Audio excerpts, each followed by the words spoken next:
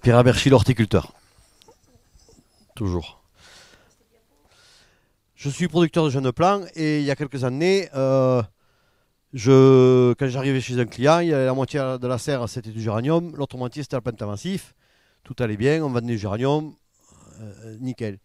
Et puis au fur et à mesure, ben, les gens ils vendaient de moins en moins de pentamassif, de moins en moins de géranium. Et ils me demandaient de leur fournir autre chose que du géranium ou de pentamassif. Donc j'ai fourni autre chose, je me suis adapté à ce qu'ils voulaient. Et puis ça continuait à aller de moins bien. Et de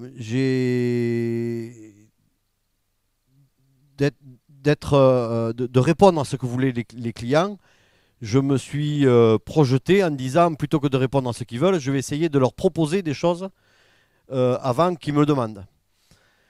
Et c'était en 2015 que j'ai sorti ma première gamme de concepts, de plantes utiles. Ce de quoi on va parler aujourd'hui. Donc pourquoi cette gamme pour répondre à un besoin de diversité de la part du consommateur. Et pour ça, je me suis inspiré. À côté de chez moi, il y a un grand frais. Vous connaissez l'enseigne Grand Frais là, et ils sont pas couillons. Ils ont, pour vendre les oranges ou pour vendre les champignons, ils ont fait des petits dépliants en expliquant ce qu'étaient les variétés d'oranges, les variétés de champignons, comment les utiliser, les différentes pommes, etc. Et je me suis dit, je vais proposer des plantes utiles à mes clients. Alors, première année, je crois que j'en ai présenté trois que j'appelle pompeusement des concepts, mais en fait, c'est des plantes, toutes simples. Mais pourquoi un concept? Parce que avec la plante, il faut l'explication au même titre que il y avait les dépliants chez Grand Frais. Et je vous parlais de tout ça. Donc j'ai créé ces trois concepts. Des plantes utiles avec, comme c'est des plantes, vous allez le voir, c'est moi qui... Tac, voilà. Ah ben, du coup, je vais m'en servir. Donc le concept, ça c'est le dernier en date, c'est celui de cette année-là. C'est les plantes mellifères. Alors, c'est pas un scoop, hein, mais si vous voulez vendre des plantes à un consommateur lambda, je vais changer. Par exemple, ça c'est notre concept. Bon, on va aller passer vite, c'est pas le but, hein. Ça c'est un de mes premiers concepts qu'on a créé, c'est les plantes utiles au jardin. Alors dans les plantes utiles au jardin, par exemple, il y a la consoude ou même l'ortie. La consoude, si vous voulez la vendre dans un point de vente, eh ben, ça n'a pas de gueule, quoi, hein. C'est moche, quoi. Donc pour la vendre, il faut vraiment lui adapter. Alors je reviens en arrière, on fait ça, tac, nickel. Il faut vraiment y adapter un peu de marketing, d'aide à la vente, pour pouvoir expliquer au consommateur final, bon, à l'horticulteur en priorité, mais au consommateur final, à quoi sert cette plante et l'accompagner. Euh, et donc, on a élaboré avec j'ai un copain qui m'aide, il s'appelle Stéphane Morard. On a élaboré un espèce de petit marketing à chaque fois. Alors, j'ai amené des exemples ici. Et donc, c'est un petit dépliant qui explique au consommateur à quoi sert la plante. Et si vous vendez votre plante de consoude sans explication, mais le mec il ne l'achète pas tout simplement. Donc on a fait des chromos, enfin on n'a pas fait des chromos, on a fait faire à Floramedia des chromos, et dans le catalogue on joint la liste pour qu'ils commandent chez Floramedia de manière comme ça la plante est identifiée. Ils savent ce que c'est. Ensuite, il y a les petits dépliants, comme ça rassure le consommateur. Hop, le gars il part avec sa plante et son petit dépliant pour pouvoir l'utiliser chez lui, parce que par exemple dans l'idée de la consoude, là, ben, la consoude, ça sert à faire du purin ou l'ortie. C'est des plantes fertilisantes, donc il faut faire des purins, donc il faut expliquer au consommateur. Dans le dépliant, c'est écrit tout simplement comment faire un purin d'ortie ou un purin de consoude, ou à quoi sert par exemple le ricin. C'est écrit là que ça sert à repousser les taupes, par exemple, mais bon, il y a quelques petites explications qui rassurent le consommateur. Et en plus, pour finir le marketing, j'ai fait faire des affiches, voilà, pour mettre sur la tablette ou sur le rôle ou je sais pas quoi. Voilà. Mais surtout, donc moi je ne vends pas du papier. Moi je vends des plantes et l'idée c'était l'idée du concept, là, c'était de présenter, de vendre des plantes, d'augmenter notre gamme de plantes à proposer aux consommateurs, accompagnées d'explications, et donc les explications elles sont sous forme de papier, où je fournis les gens qui veulent se l'approprier et faire leur marketing à eux, je fournis les PDF, ils se débrouillent, à condition qu'ils m'achètent des plantes, mais sinon ils se débrouillent, ils font avec le PDF pour l'adapter à eux. Donc je vais vous décrire vite fait les concepts et surtout après je vais vous raconter l'histoire Ça fait 5 ans, depuis 2015 donc, ça fait 5 ans qu'on vend ça. Et je vais vous raconter l'histoire de la vente surtout, c'est ça. Donc pour que vous compreniez bien les concepts, c'est... Donc il y en a 6, vous avez ici. Donc le premier ça a été les plantes utiles au jardin, donc celui qu'on vient de voir là, celui-là. Donc c'est des plantes avec des plantes attractives, des plantes hautes, des plantes à purin, des plantes répulsives, non pardon, insecticides, hein, pour faire fuir, et des plantes répulsives. Ici voilà. Donc ça c'est le premier concept. Le deuxième concept qu'on a créé la même année, ça s'appelait plus pas les plantes bien, ça s'appelait les plantes à infusion. Donc il y avait tout un tas de plantes à infusion. Oh, et dans le dépliant, on explique comment faire une infusion et comment comment récolter, conserver les plantes pour faire une infusion. Et le troisième, c'était les plantes à saveur surprenante. Alors c'était ça le plus sexy là. Donc c'est tout un tas de plantes. C'était ces plantes-là. C'était tout un tas de plantes originales. La plus connue, c'est le mertensia, la plante à huître. Puis la plante champignon. La livèche qui a goût à magie. Enfin, en fait, c'est le magie qui a goût à livèche. La bourrache. L'orone qui a goût à cola. L'isopanisée, la pimprenelle. Et la plus rigolote, c'est la braine mafane qui vous fout la bouche comme qui anesthésie la bouche, on va dire. Voilà. Et un truc original, c'est le tagette lucida qui a un goût d'estragon. L'estragon, c'est un peu compliqué à cultiver. La tagette, c'est pas du tout compliqué à cultiver et ça a goût à estragon. Donc voilà. Donc tout ça pour dire, donc je continue. Donc ça, c'est deux premiers concepts. Merde. Le, le quatrième, pardon, ça a été celui-là. Alors pareil, c'était l'idée je ne sais pas si vous le voyez, c'est les plantes amies des animaux. C'est l'idée de quelques plantes. Euh, alors le calisia, c'est une misère, un transcantia, qui sert de nourriture, de gourmandise à tout ce qui est reptile. Tortues, lézards, serpents, etc. Alors lézards, serpents, je ne sais pas, mais tortues, oui. J'en ai des tortues et elles sont gourmandes. Le chlorophytum, c'est pour tout ce qui est rongeur, hamster, cochon d'Inde et tout ça. Le Cyperus humula, c'est une herbe à chat qui est beaucoup plus solide que l'orge, enfin qui tient plus longtemps en appartement. Et, et le cater, là, le nepeta, c'est un coussin qui a l'odeur, la phéromone de la chatte, et donc c'est un coussin pour les chats mâles. Bon, c'est pour. Non, je déconne, je Non, déconne. je crois C'était une pas. Non. blague. Bon. Après, je n'ai pas tout Oui, contrôlé je moi. sais. Je continue avec les concepts pour. Voilà, je me suis paumé. Pâte à saveur, tac, tac. Non, mais j'en ai oublié. Moi. Et ouais, mais il y en a un que j'ai pas mis dans la diapo, c'est le carré potager. C'est-à-dire, j'ai fait faire des. Enfin, on a sélectionné quelques plantes pour faire un petit carré potager. C'est le jardin pour les nuls. C'est pour apprendre aux gens à jardiner de manière tout simple sur un balcon terrasse, etc. Donc c'est pareil, on vend des plantes, mais en même temps, on explique dans le dépliant comment organiser le b.a.-ba du jardinage pour les enfants ou pour les gens qui n'ont jamais fait ça. C'est sans prétention. Et le dernier en date, cette année, c'est les plantes mellifères, parce que j'ai voulu rebondir sur la semaine des abeilles. C'est à la mode. En plus, il y avait eu un essai à notre station pour déterminer les plantes les plus attractives. Donc j'ai sélectionné, enfin quand je dis j'ai, je ne suis pas tout seul, on a sélectionné 5 plantes vivaces estivale et qui attire en quantité et en longueur les abeilles sur la saison. Voilà, donc vendre ces plantes-là toutes seules, c'est pas commode. Les vendre en leur disant qu'il y a une utilité, les plantes utiles, c'est vachement mieux. Donc voilà, là j'ai posé le décor. Mais l'histoire que je vais vous raconter, c'est en 2015, j'ai fait les 3 premiers concepts. Et l'idée, c'était de dynamiser un peu les ventes chez mes clients horticulteurs, qui vendent au détail ou à travers des circuits un peu plus longs, avec d'autres plantes que des œillets d'Inde, des géraniums ou des fuchsias, etc.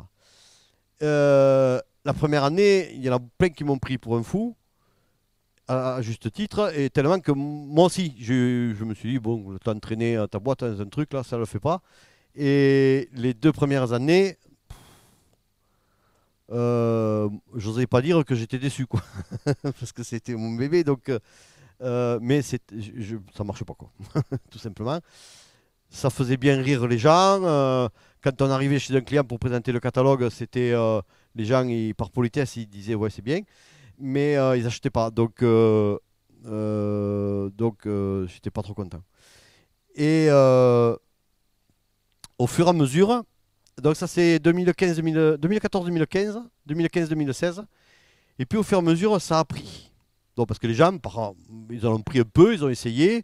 Alors, il y en a, la deuxième année, ils te disaient ouais, c'est ton truc là, ça n'a pas marché, on a tout foutu en l'air. Ou bon. Et puis, petit à petit, au bout de 3 saisons, les ventes ont décollé chez moi et donc chez mes clients. Ça voulait dire que, alors pas chez tout le monde, hein, aucune prétention, on vend, pour vous dire aujourd'hui, on vend à peu près autant de jeunes plantes utiles, j'ai fait avant de venir la stat là, autant de plantes utiles que de plantes aromatiques. C'est déjà beaucoup pour ma petite boîte. C'est déjà beaucoup. Ça n'a pas remplacé la perte qu'on a eue en géranium, je vous rassure, mais tout ça pour dire que le consommateur, il a eu du mal à répondre au départ, mais il accroche maintenant. Alors, et les premiers qui ont répondu, c'est les horticulteurs détaillants. C'était plus facile. Ils ont créé, alors pour certains, ils ont créé des petits corners dans leur serre de vente en animant un petit peu, parce qu'il faut. Alors, il y a bien tout le papier là qui permet d'amener le marketing et d'aider à la vente. Mais il fallait absolument, en plus du papier, y mettre un petit peu de salive pour intéresser les gens ou pour un peu d'énergie pour faire goûter les plantes à saveur surprenante parce qu'il faut les faire goûter, etc. Et donc ça, chez les horticulteurs détaillants, ça a à peu près bien marché pour les gens qui s'y mettaient. Ça a marché aussi sous forme d'animation. Les gens qui faisaient des journées portes ouvertes ou des journées ou des ateliers d'animation avec un thème. Et donc, au bout de la 3e année, je reprends mon histoire, ça a commencé à prendre, j'ai repris confiance un petit peu dans mon truc.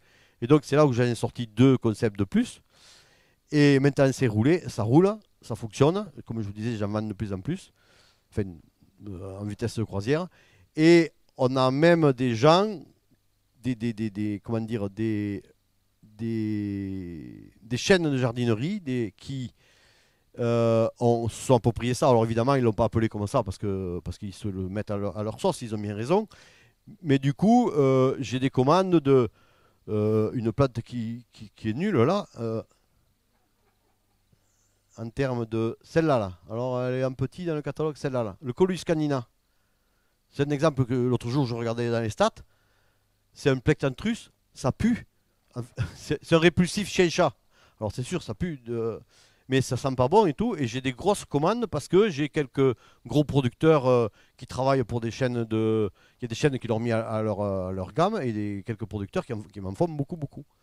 Donc voilà, c'était juste pour illustrer que les plantes de service, ça met du temps. En les accompagnant avec beaucoup de salive et de marketing, ça peut marcher au niveau du consommateur. Voilà. Et tout ça pour vous dire aujourd'hui que je suis un peu fier de présenter mon truc devant les autres là.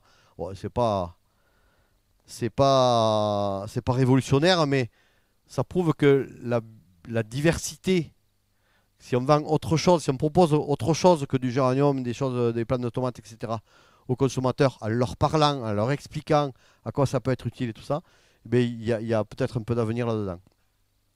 Et aujourd'hui, alors je l'avais écrit là, je ne me rappelle plus, mais j'ai quelques idées pour continuer parce qu'on peut développer ça à volo.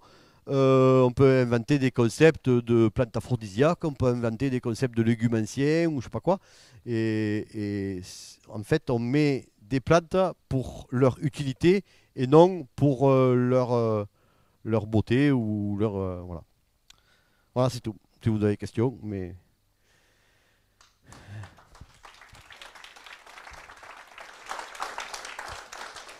ah ouais, j'ai oublié, j'avais amené, mais dans mon Ben, on dans n'a les pas plat- voulu toucher, Pierre, parce que maintenant, tu vas pouvoir distribuer maintenant. non, mais c'est juste pour que les gens le voient.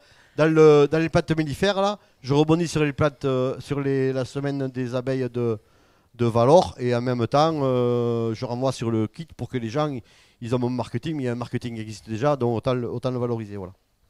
Très bien. Est-ce qu'il y a-t-il des questions? Ah,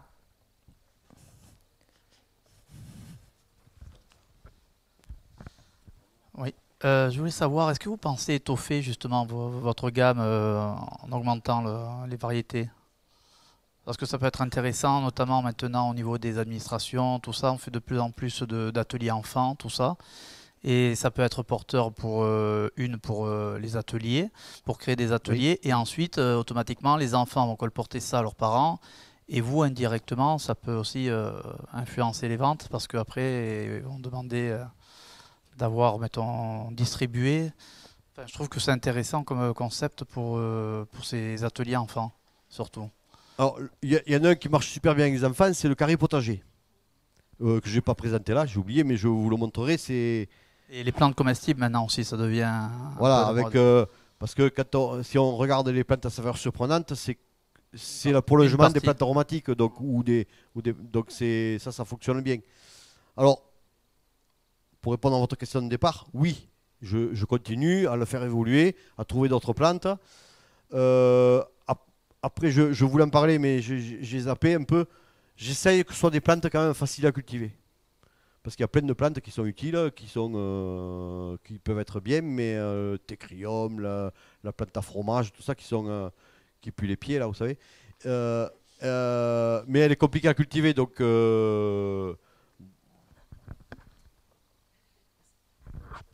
je m'évertue à tout ce qui est là, pratiquement tout ce qui est là, c'est les plantes simples. Voilà. Les carrés potagers, vous voyez, le dépliant, c'est un peu ça. C'est juste pour expliquer aux gamins comment il faut faire pour faire un petit jardin, quoi. Voilà.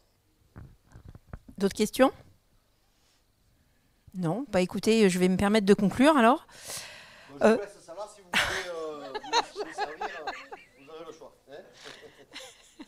Vous avez bien compris que Pierre est quelqu'un de motivé, d'impliqué. Voilà. En tout cas, il a le mérite de représenter la production. Parce qu'en fait, on voit beaucoup, c'était avec plaisir d'ailleurs, et avec intérêt, beaucoup de scientifiques, beaucoup de recherches. Comme vous l'avez compris au travers de mes questions, toujours la pertinence, c'est de savoir comment je le mets en pratique et en quoi c'est utile pour la production aujourd'hui. Donc j'ai échangé avec Patrick sur tout ce qu'on a vu aujourd'hui et comment on peut les perspectives finalement et la mise en pratique. Donc il y a des choses extrêmement intéressantes, il y a des choses où on a une vision et on a le sentiment qu'effectivement les lignes bougent, tant vis-à-vis du consommateur que des distributeurs, et que la recherche et les solutions alternatives qui peuvent être proposées vont pouvoir, ou en tout cas on a une vision d'une utilité à un instant T, à moyen ou à court terme. Et par contre, il y a des choses beaucoup plus à long terme et on a du mal à en voir la mise en pratique et notamment la réceptivité par rapport aux différents métiers qui font notre filière. Il y a aussi les paysagistes, les collectivités, il n'y a pas que les jardineries et les fleuristes par exemple. Et là effectivement on a un peu plus de mal à se représenter dans le temps pour voir comment ça va être mis en pratique. Donc voilà, j'espère que l'atelier vous a convenu, j'espère que ça vous a été utile. Je regrette juste qu'il n'y ait pas plus de producteurs, en fait, puisque c'est vraiment à leur destination. Je ferai un dernier petit point. Souvent, donc moi je suis la déléguée d'Excellence Végétale, ça fait pas très longtemps que je suis chez Excellence Végétale. Il est important, quand tous les travaux de recherche sont faits, d'avoir à l'esprit la conclusion, d'aller au bout de ce que vous faites. Alors, ça ne veut pas dire que vous ne faites pas bien votre travail ou que vous n'allez pas au bout, mais on essaye toujours d'avoir à l'esprit, je me mets dans la situation du producteur, du pépiniériste, de l'horticulteur, de qui vous voulez, enfin de celui qui produit en réalité, et comment je le remets en perspective. C'est-à-dire qu'il y a besoin de données économiques, il y a besoin de données de mise en place, d'accompagnement. Vous parlez de communication et vous avez tout à fait raison. Et cette communication, elle doit être faite sur tous les travaux de recherche à partir du moment où on les démarre, parce que c'est ça le plus important. Parce que si tout ce travail que vous menez et qui est riche vraiment d'enseignement, enfin voilà, je veux dire, c'est extrêmement important ce qui a été fait et ce qui a été présenté. Si à un moment donné ça ne voit pas un aboutissement dans le concret, ça ne se concrétise pas, finalement on peut se dire, et il y en a beaucoup aussi qui contribuent à ça, qui disent tout ça pour ça. Et il faut arrêter ce tout ça pour ça, parce que je pense que voilà, il y a aussi plein de choses de bien. Tout n'est pas bien, tout n'est pas parfait, mais vraiment à chaque fois en termes de recherche, avoir vraiment à l'esprit la concrétisation de ce qui se fait, la transformation entre guillemets. Et ça, je pense que c'est à mon avis le plus important. Voilà, en tout cas je vous remercie, j'espère que ça vous a plu, et puis écoutez, on est dans le timing, 16h45. Quentin est là, je ne sais pas si vous avez remarqué, mais il est là, voilà.